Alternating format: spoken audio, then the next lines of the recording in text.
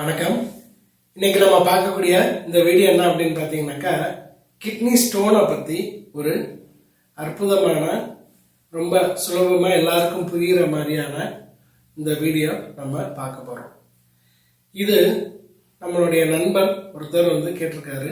அவருடைய கேள்விகள் என்ன அப்படின்னாக்கா, அவர் ஒரு சில பல கேள்விகள் கேட்டிருக்காரு. அதுக்குண்டான பதில் அது என்ன அப்படின்றத பற்றி பார்க்கலாம். இப்ப அவர் கேட்ட கேள்விகள் என்ன அப்படின்னு பாத்தீங்கன்னாக்கா, கிட்னி ஸ்டோன் எங்கிருந்து வருது, எப்படி உற்பத்தி ஆகுது, எதன் வழியா வருது, அது வந்த பிறகு என்ன செய்யணும், வந்த பிறகு மருந்து நம்ம எப்படி செய்யணும், அந்த மருந்து எடுத்து உடல்ல சரி பண்ண பிறகு திரும்ப வராம இருக்கிறதுக்கு என்ன செய்யணும், பரம்பரையா இந்த கிட்னி ஸ்டோன் வருமா, அதாவது தலைமுறையா இந்த பாதிப்பு வருமா, உணவு வழியில இந்த பாதிப்பு வருமா, இல்ல நம்ம செய்யக்கூடிய வேலை வழியில இந்த பாதிப்புகள் வருமா, இது வந்தா என்ன பாதிப்புகள் ஏற்படும், இது வந்தா நம்ம எப்படி சரி பண்ணணும், இது வராம எப்படி நம்ம பார்த்துக்கணும், இந்த மாதிரி ஒரு அடுக்கான கேள்விகள் அவர் கொடுத்திருக்காரு. ஸோ இதுக்கு ஒரு விளக்கமா இந்த வீடியோ நம்ம பார்க்கலாம். முதல்ல நம்மளுடைய அனாட்டமி, அதாவது நம்மளுடைய உடல் அமைப்பு என்ன அப்படின்றத பார்ப்போம். அதுல கிட்னியோடைய அமைப்பு எப்படின்றத பார்ப்போம். நம்மளுடைய இடுப்பு பகுதிக்கு ஒரு 6 அடி, ஒரு 3/4 அடி மேல 2 சிறிய மாங்காய் அளவுக்கு 2 கிட்னி இருக்கு. இங்கிட்டும் 2 கிட்னி இந்த மாதிரி இருக்கும். அந்த 2 கிட்னிக்கும் அதுல இருந்து கழிவுகள் வெளியில போறதுக்கு ஒரு வழிபாதை, அந்த டியூப் நேரம் எங்க சேரும் அப்படின்னாக்கா, மூத்திரப்பை, அதாவது யூரினரி பிளாடர். அந்த ரெண்டும் சேர்ந்து இந்த பை என்ன செய்யும் அப்படின்னாக்கா, ஒரு 500 ml அளவுக்கு அந்த கழிவுகளை சேர்த்து வைக்கக்கூடிய டெபாசிட் அளவுக்கு அதில் இருக்கும். அது நம்பின உடனே நமக்கு யூரின் போகணும் அப்படின்ற அந்த ஒரு உணர்வை நம்ம உடம்புக்கு அறிவிக்கும். அப்போ நம்ம யூரின் போவோம். ஸோ இது பேசிக், சரியா?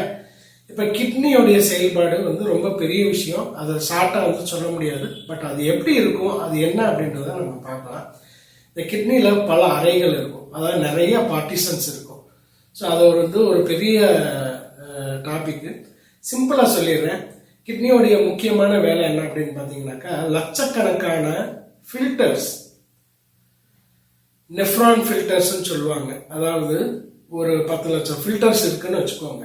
இந்த 10 லட்சம் ஃபில்டர் பண்றது தான் அதனுடைய வேலை.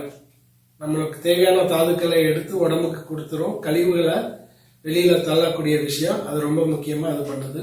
ஓய்வின்றி வேலை செய்யக்கூடிய ஒரு விஷயம் கிட்னியோடைய செயல்பாடு. உடம்புல பல இது அந்த மாதிரி ஓய்வின்றி வேலை செய்யும். ஓய்வின்றி வேலை செய்யறது மூளை, இதயம், கிட்னி, நிறைய விஷயம் ஓய்வின்றி வேலை செய்யும். நம்ம ஓய்வா நம்ம தூங்கிட்டோம், நம்ம உடம்புல எல்லாமே ஓய்வு பெற்றுச்சு அப்படின்னு நம்ம நினைக்க கூடாது. உடம்புல பிறந்ததுல சாகிற வரை ஓய்வின்றி வேலை செய்யற உறுப்புகள், ராஜ உறுப்புகள் நிறைய இருக்கு. ஸோ இப்ப இந்த உறுப்பை நம்ம பார்க்கறோம். ஓகே, இந்த சாப்டர் நெக்ஸ்ட் நம்ம வேணா பார்த்துக்கலாம். இப்ப கிட்னி ஸ்டோன் எப்படி வருது அப்படின்றத பார்ப்போம். கிட்னி ஸ்டோனு எத்தனை விதம் இருக்கு அப்படின்றதும் அவருடைய கேள்வி. கிட்னி ஸ்டோன் கிட்ட ஒரு 5 விதங்கள் இருக்கு.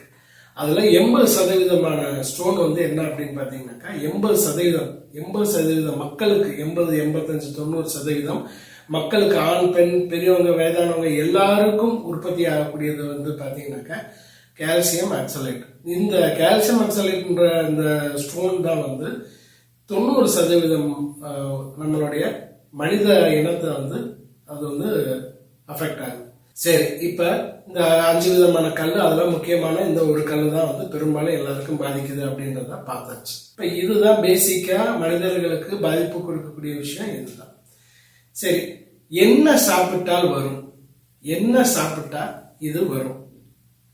நிறைய பேர் கேட்டிருக்கக்கூடிய கேள்வி, கால்சியம் நிறைய சாப்பிட்டா வரும், இதெல்லாம் சொல்லணுமா அப்படின்பாங்க. சரி, இத ஒரு புரிதலா ரொம்ப சிம்பிளா சொல்றேன். எதிர்பார்க்காத விஷயங்க. கண்டிப்பா நீங்க உண்மையிலேயே இதெல்லாம் சாப்பிட்டா வருமா அப்படின்றது உங்களுக்கு ஆச்சரியப்படுத்தக்கூடிய ஒரு விஷயமா இருக்கும். என்ன சாப்பிட்டா வரும்? கீரைகள் அதிகமா சாப்பிட்டா வரும். கீரைகள் அதிகமா சாப்பிட்டா வரும். காயில பீட்ரூட் அதிகமா சாப்பிட்டா வரும். முள்ளங்கி அதாவது பீட்ரூட், முள்ளங்கி, கீரை, இந்த மாதிரி நிறைய உணவுகள்ல இருந்து வரக்கூடியது இந்த ஸ்டோன் ஃபார்ம் ஆகுறதுக்கு அது வந்து ஒரு பாதை. அதிகப்படியா ஜங்க் ஃபுட் சாப்பிட்றவங்களுக்கு வரும். அதிகப்படியா ஐஸ், சாக்லேட், சிப்ஸ், உப்பு, அதிக உப்பு இருக்கக்கூடிய உணவுகள் சாப்பிட்றவங்களுக்கு வரும். ப்ரிசர்வேட்டிவ் ஃபுட்டு அது சாப்பிட்றவங்களுக்கு இந்த ஸ்டோன் வரும். ஸோ இந்த மாதிரி நிறைய காரணங்கள் இருக்கு. நம்ம அதை சொல்லிக்கிட்டே போகலாம். பட் அதிகமாக நம்ம ஆட்கள் உபயோகப்படுத்தக்கூடிய சிப்ஸு, சாக்லேட்டு, ஐஸ்கிரீமு, கீரை, பீட்ரூட்டு, முள்ளங்கி, இந்த மாதிரி தொடர்ந்து சாப்பிடக்கூடியது. இது வாரத்தில் ஒரு நாள் கண்டிப்பாக தொடர்ந்து எடுப்போம். ஒரு சில பேர் நிறைய எடுத்துக்குவாங்க. நிறைய கீரைகள் சாப்பிட்டா உடம்புக்கு நல்லதுன்றனால நிறைய சாப்பிடுவாங்க. அந்த எங்க அண்ணனுக்கு எந்த பழக்கமும் இல்லை, எந்த இதுவும் சாப்பிட மாட்டாரு, நல்லா காய்கறியா சாப்பிடுவாரு. அவருக்கு இது எப்படி வந்துச்சுன்னே தெரியலன்பாங்க. அது காரணம் இதுதான். நிறைய சாக்லேட்ஸ், ஐஸ், பிஸ்கெட்ஸ், இந்த மாதிரி ஒரு சில விஷயங்கள் தொடர்ந்து பேக்கரி ஐட்டம் சாப்பிடும்போது வரும். அதிக உப்பு இருக்கக்கூடிய உணவு எடுத்துக்கும் போது வரும். நிறைய ஊறுகாய் சாப்பிடக்கூடியவங்களுக்கு வரும். ஸோ இந்த மாதிரி வரக்கூடிய காரணங்கள் இந்த மாதிரி நிறைய இருக்கு. சரி, இப்ப இதெல்லாம் சாப்பிட்டா வரும். இன்னும் அதிர்ச்சிக்கு தரக்கூடிய தகவல்கள் அப்படின்னு பாத்தீங்கன்னாக்கா ட்ரை ஃப்ரூட்ஸ், ட்ரை நட்ஸ், அதாவது பாதாம், பிஸ்தா, முந்திரி, இந்த மாதிரி ட்ரை நட்ஸ் நிறைய சாப்பிட்றவங்களுக்கு வரும். ஸோ எதுவுமே ஒரு அளவா எடுத்துக்கிட்டா எந்த பாதிப்பும் வராது. இப்போ வரக்கூடிய காரணங்கள் நம்ம தெரிஞ்சுக்கிட்டோம். இப்ப அடுத்த கேள்வி, அவருடைய கேள்வி என்ன அப்படின்னு பாத்தீங்கன்னாக்கா, யாருக்கெல்லாம் வரும், பாரம்பரியமா வருமா அப்படின்னு கேட்டிருக்காரு. பாரம்பரியமா வரும். அப்பாவுக்கு இருந்தா மகனுக்கு வரும், மகனுக்கு இருந்தா பேரனுக்கு வரும். ஸோ இந்த மாதிரி பிரச்சனைகள் வரும். அவங்க என்ன செய்யணும்? அடுத்த கேள்வி அவர் கேட்டிருக்கிறது. இந்த மாதிரி வரக்கூடாதுன்னா அவங்க எந்த உணவை தவிர்க்கணும், எந்த உணவை அதிகமாக சேர்த்துக்கணும் அப்படின்னு கேட்டிருக்காரு. அதையும் சொல்லுவோம். இப்ப நான் ஏற்கனவே சொன்ன மாதிரி இந்த பாரம்பரியமா இருக்கக்கூடியவங்களுக்கும் இந்த பாதிப்புகள் வரும் இல்லையா, நம்ம பார்த்துட்டோம். சரி, இப்ப நம்ம சாப்பிட்ற உணவுகள்ல இருந்துலாம் இதெல்லாம் வருது. ஸோ இப்ப இது வந்துருச்சு, இதுக்கு என்ன செய்யலாம், ட்ரீட்மெண்ட் எப்படி, ஹோம் ரெமெடி மாதிரி என்ன செய்யலாம் அப்படின்னு சொல்லி கேட்டிருக்காரு. அளவுல குறைவா ஆரம்ப நிலையில இருக்கிறவங்க அவங்களே வீட்டு வைத்தியம் செஞ்சுக்கலாம். இதுக்கு இது நமக்கு கண் முன்னாடியே நம்ம சாதாரணமா கேட்டு தெரிஞ்சுக்கிட்ட விஷயங்கள் அப்படின்னு பாத்தீங்கன்னாக்கா, கூரைப்பூ. தை பொங்கல், மாட்டு பொங்கலுக்கு நம்ம வீட்டுக்கு முன்னாடி வாசல்ல ஒரு காஞ்ச வெள்ளை பூ, சின்ன பொடி பூ மாதிரி வைப்பீங்க பாத்தீங்களா, அந்த கூரைப்பூ காய வச்சு பவுடர் பண்ணி எடுத்துக்கிட்டோம்னா சரியாகும். நெரிஞ்சல், சிறு நெரிஞ்சல், பெருஞ்சல், அதாவது யானை நெரிஞ்சல், எந்த நெரிஞ்சலா இருந்தாலும் எடுத்துக்கலாம். நெரிஞ்சல் பவுடரை உபயோகப்படுத்தும் போது அதுவும் குறையும். அதே மாதிரி சிறுபிள்ளை, அதுவும் குறையும். வாழைத்தண்டு சாறு, ஒரு வாழை மரத்தை வெட்டி ஒரு குழி பறிச்சுட்டு ஒரு 12 மணி நேரம் 13 மணி நேரம் விட்ட பிறகு அதுல உற்பத்தி ஆகக்கூடிய நீர்ல, அந்த நீர் காலையில வெறும் வயிற்றுல எடுத்துக்கும் போது இந்த ஸ்டோன் சீக்கிரமா கரைஞ்சு உடையும். ஸோ இந்த மாதிரி நிறைய இருக்கு. இப்போ நீங்க சொன்ன மாதிரி கூரைப்பூ இல்ல அதாவது நெரிஞ்சல், இதெல்லாம் எப்படி எடுத்துக்கணும் அப்படின்னாக்கா, கஷாய முறையில எடுத்துக்கிறது நல்லது. ஒரு 5 கிராம், ஒரு 200 ml தண்ணியில ஒரு 5 கிராம் போட்டு நல்லா கொதிக்க விட்டு பாதியா வந்த பிறகு அதை வடிகட்டி நம்ம காலையில வெறும் வயிற்றுல குடிக்கிறதோ, நைட்டு தூங்குறதுக்கு முன்னாடி குடிக்கிறதோ, இப்படி குடிக்கும் போது ஆரம்ப நிலையில இருக்கு, சின்னதா இருக்கு, 1 mm இருக்குன்றாங்க, 2 mm இருக்குன்றாங்க அப்படின்றவங்களுக்கு இது ரொம்ப ஈஸியா சரி பண்ணிடும். நிறைய இருக்கு, 5 mm, 7 mm, 8 mm இருக்குன்னு இருக்காங்க, 6 mm இருக்குன்னாங்க, ஒரு இதுல 4 இருக்கு, 5 இருக்கு அப்படின்றவங்களுக்கு நம்ம இதுக்கு உண்டான மருந்துகள் இருக்கு, ரொம்ப ஈஸியா சரி பண்ணலாம். அதிகப்படியான வலியோட வர்றவங்களுக்கு, ஏன்னா இன்னைக்கு நவீன மருத்துவத்துல நிறைய இருக்கு, பட் அதனுடைய பக்க விளைவுகளும் இருக்கு. நம்ம மருத்துவத்தை பொறுத்தளவுக்கு, பாரம்பரிய மருத்துவத்தை பொறுத்தளவுக்கு ஈஸியா சரி பண்ணலாம், திரும்பவும் வராமலும் வச்சுக்கலாம். இப்ப அதிகப்படியா வலி இருக்கும், அப்ப அவங்க என்ன செய்வாங்கன்னாக்கா ரெகுலரா பெயின் கில்லரை உபயோகப்படுத்துவாங்க. அது உடம்புக்கு கெடுதி. பட் நம்ம நம்ம சித்த மருத்துவத்துல, ஆயுர்வேதிக்ல இந்த மாதிரி விஷயங்கள்ல ரொம்ப ஈஸியா ஒரு வாரத்திலே அந்த வலியை குறைச்சிடலாம். 1 மாத காலத்துல இயல்பு நிலைக்கு வந்துருவாங்க. ஒரு 2 மாத காலம் எவ்வளவு கற்கள் இருந்தாலும் சரி ரொம்ப ஈஸியா சரி பண்ணிடலாம். சரி, இது ஒரு பக்கம் இருக்கட்டும். ஆரம்ப நிலையில இருக்கிறவங்களுக்கு இந்த மருந்துகள் எடுத்துக்கிட்டா போதும். இந்த கூரைப்பூ, நெரிஞ்சல், வாழைத்தண்டு சாறு, இந்த மாதிரி விஷயங்கள் வரிசையா, சிறுபிள்ளை, இந்த மாதிரி விஷயங்கள் வரிசையா எடுத்துக்கும் போது சரி பண்ணிக்கலாம். சரி, இதை சரி பண்ணியாச்சு. இப்ப வந்துருச்சு, இத சரி பண்ணியாச்சு. இப்ப சரி பண்ண பிறகு அது திரும்ப வராம இருக்கிறதுக்கு என்ன செய்யணும், இது அடுத்த கேள்வி. இப்போ திரும்ப வராமல் இருக்கிறதுக்கு என்ன செய்யணும் அப்படின்னாக்கா, சிட்ரிக் இருக்கக்கூடிய உணவுகள் இருக்கும்போது நமக்கு வந்து அந்த பாதிப்புகள் திரும்ப வராது. என்னுடைய இந்த உணவு பழக்கத்தை என்னால் தவிர்க்க முடியாது. ஆனால் எனக்கு இந்த ஸ்டோன் வந்துருச்சு. ஸ்டோன் வந்து அதுக்கு ட்ரீட்மெண்ட் எடுத்தாச்சு. நம்ம சித்தால ட்ரீட்மெண்ட் எடுத்த பிறகு திரும்ப அதிகப்படியாக வர்றதுக்கு வாய்ப்புகள் குறைவு. அவ்வளோ வேகமாகவும் திரும்ப ரிப்பீட்டேஷன் ஆகாது. பட் இன்கேஸ் வந்துருச்சு அப்படின்னாலுமே அதை வந்து வரக்கூடாது அப்படின்னா அதை வந்து நம்ம எப்படி ப்ரிகாஷனாக இருக்கணும் அப்படின்ற கொஸ்டின்ஸ் கேட்டிருக்காரு இல்லையா. இதுக்கு வந்து சிட்ரிக் இருக்கக்கூடிய உணவுகள், ஆரஞ்சு, எலுமிச்சப்பழம், இந்த மாதிரி அன்னாச்சி பழம், இந்த மாதிரி உணவுகள் அப்பப்போ வாரத்துக்கு ஒரு முறை 2 முறை தொடர்ந்து எடுத்துக்கும் போது இந்த ஸ்டோன் திரும்ப ஃபார்ம் ஆகாமல் நம்ம வந்து ஒரு கண்ட்ரோல்லையே இருக்கும். ஸோ அது வந்து ப்ரிகாஷனாக வந்து நம்ம எடுத்துக்கலாம். எனக்கு அந்த மாதிரி ஜூஸ் போட்டுலாம் குடிக்க விருப்பம் இல்லை அப்படின்றவங்க, இப்போ எனக்கு பாரம்பரியமாக வந்தாலும் நம்ம வந்து அதை வந்து தடுக்கிறதுக்கு என்ன செய்யணும் அப்படின்னு சொல்லி கேட்டிருந்தீங்க இல்லையா. அப்போ அதுவும் இந்த லிஸ்ட்டில் எடுத்துக்கலாம். அவங்க இந்த அன்னாச்சி பழம் வந்து வாரத்துக்கு ஒரு 2 முறை சாப்பிட்றது, தண்ணி குடிக்கும்போது, ஏன்னா தாத்தாவுக்கு இருக்கு, அப்பாவுக்கு இருக்கு, எனக்கு வந்துடும் போல இருக்கு ஒரு பீரியடுக்கு அப்புறம் அப்படின்னு சொல்லி பயப்படுறீங்களே, அவங்க என்ன செய்யலாம் அப்படின்னாக்கா, ஒரு லிட்டர் தண்ணியில் ஒரு ஒரு 10 சொட்டு எலுமிச்சம்பழம் சாறை ஊற்றி அந்த தண்ணி வெறும் தண்ணி குடிக்கிறது போது அதோட சேர்த்து குடிக்கும்போது அந்த ஸ்டோன் ஃபார்ம் ஆகாமல் இருக்கும். அப்படியே ஃபார்ம் ஆச்சுனாலும் வேகமாக கரைய ஆரம்பிக்கும். ஸோ இதுவும் நம்ம பார்க்கலாம். சரி, இப்போ யாருக்கு வரும், யாருக்குங்க வரும் அப்படின்னாக்கா, ஏசியில் உட்காந்து வேலை பார்க்குறவங்களுக்கு கண்டிப்பாக வரும். வெயிலில் ரொம்ப நேரம் நின்று வேலை பார்க்குறவங்களுக்கு வரும். அடிக்கடி நான் வந்து மார்க்கெட்டிங் ஜாப்ல இருக்கேன் அப்படின்றவங்களுக்கு வருது. என்ன காரணம் அப்படின்றத, ஏன்னா இப்போ நம்ம பார்த்த ஹிஸ்ட்ரி, அவங்க 10-15 வருஷமா நான் பார்க்குறேன் அப்படின்னா, எங்கள் அப்பா காலத்தில் அவரும் ட்ரீட் பண்ணும்போது அவங்க பார்த்த அந்த ஹிஸ்ட்ரிஸ் வந்து நம்ம இப்போ ஷார்ட்டாக சொல்கிறோம். இப்போ மார்க்கெட்டிங் ஃபீல்டில் இருக்காங்க, ஒரு 5 மணி நேரம் 6 மணி நேரம் வெயிலேயே ட்ரைவ் பண்ணிட்டு இருப்பாங்க. தண்ணி குடிக்கிறது குறைவாக இருக்கும். நம்ம கழிவுகள் வெளியில் ஏறக்கூடிய மெத்தட் நம்ம முதல் இதில் பேசணும் பார்த்தீங்களா, அது இங்கே வந்து சேரும். கழிவு எப்படி வெளியில் ஏறுது, மலத்தில், அதாவது மலம் வழியாக வெளியில் ஏறும், யூரின் வெளியில் ஏறும், 3வது வேர்வையாக வெளியில் ஏறும். இப்போ இந்த உடம்புக்கு இத்தனை லிட்டர் தண்ணி இருந்தால் தான் ரத்தம் சுத்தி அடையும். இப்போ இந்த ரத்தம் சுத்தி அடைகிறதுக்கு தண்ணி வேணும். அப்போ அந்த தண்ணி வந்து வேர்வையாக வெளில போச்சு. ஆனால் நம்ம தண்ணியை உள்ளே கொடுக்கலாம். ஒரு 5 லிட்டரு வந்து நம்ம உள்ளே கொடுத்தோம்னா அதுக்கு தேவையானதெல்லாம் வந்து கழிவுகள்லாம் அதை பிரித்து வெளியில் தள்ளி விட்டு உடம்புக்கு தேவையான முக்கியமான விஷயத்துக்கு, ஒவ்வொரு உறுப்புக்கும் தேவையான எல்லாத்துக்கும் அது கொடுத்துரும். இப்போ நம்ம வந்து வெளியில் ஏற்றிடுறோம், வேர்வையாகவே வெளியில் போச்சு. பல மணி நேரம் வெயிலையே ட்ரை பண்ணுறோம், வேலை பார்க்குறோம், நடக்கிறோம், வைக்கிறோம், வேர்வையாக போச்சு. தண்ணி குடிக்கிறது குறைவாக குடிக்கிறோம், வந்தோடனே சாப்பிட்றோம், வைக்கிறோம். ஆனால் தண்ணி குறைவாக குடிக்கிறோன்றவங்களுக்கு கிட்னி ஸ்டோன் ஃபார்ம் ஆகும். அதிக நேரம் ஏசிலேயே உட்காந்து வேலை அப்பத்துக்கிட்டே இருப்பாங்க. அவங்களுக்கு உடல் ரீதியாக வேர்வை வெளியில் போகாது, உடல் உழைப்பு குறைவாக இருக்கும், தண்ணியும் குடிக்க மாட்டாங்க. ஏன்னா நீங்கள் உடல் உழைப்பு பண்ணாதான் தாகம் எடுக்கும். அப்போ தாகம் எடுக்காது. நான் ஏசியில் உட்காந்துருக்கேன், நான் ஒரு கம்ப்யூட்டர் முன்னாடி டைப் பண்ணிக்கிட்டே இருக்கேன். அப்போ எனக்கு வந்து அது வந்து என்ன ஆகாது, அப்போ எனக்கு தேவையான நீர் கிடைக்காது. அப்போ அந்த ரத்தத்தில் இருக்கக்கூடிய கழிவுகள் சுத்தப்படுத்துறதுக்கு ஒரு நீர் வேணும். அந்த நீர் உடம்புல இருக்கக்கூடியதையும் நம்மளால எடுக்க முடியலை அப்படின்னு சொல்லும்போது அப்போ ஃபார்ம் ஆகும்.